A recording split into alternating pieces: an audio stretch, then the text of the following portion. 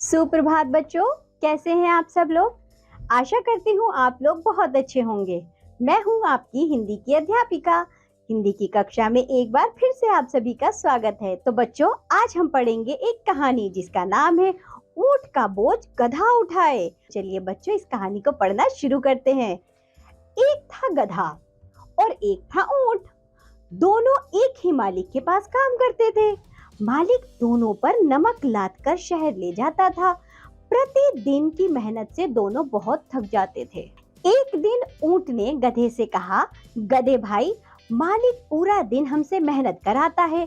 मैं तो बोझा ढोते ढोते परेशान हो गया हूँ। चलो मालिक को छोड़कर भाग जाते हैं। गधा तैयार हो गया। अगले दिन मालिक ने उसकी पीठ पर नमक लादा और शहर की ओर चल दिया। रास्ते में जब जंगल आया, ऊंट और गधा दोनों एक साथ नीचे गिर गए। मालिक को गुस्सा आया। बोला, अरे आलसी कामचोरों, चुपचाप उठ जाओ वरना बहुत मार पड़ेगी। लेकिन दोनों में से कोई नहीं हिला। पहले उसने ऊंट पर खूब डंडे बरसाए, लेकिन ऊंट चुपचाप पड़ा रहा। मालिक ने सोचा, ऊंट की हालत खराब है, लगता है यह मरने वाला है। अब उसने गधे की ओर देखा। उसे लगा गधे की हालत इतनी खराब नहीं है। उसने गधे पर कसकर 3-4 डंडे मारे।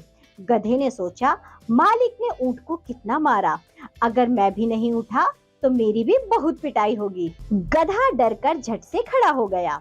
मालिक को देर हो रही थी। उसने ऊंट का बोझ उतारा और वह भी गधे की पीठ पर लाद दिया। अब गधा बेचारा पछता रहा था। वह बोझ के कारण मुश्किल से चल पा रहा था। पूरे रास्ते वह ऊंट को कोसता जा रहा था। ऊंट की बातों में आकर पहले तो गधे की पिटाई हुई और अब बोझ भी दुगना उठाना पड़ा।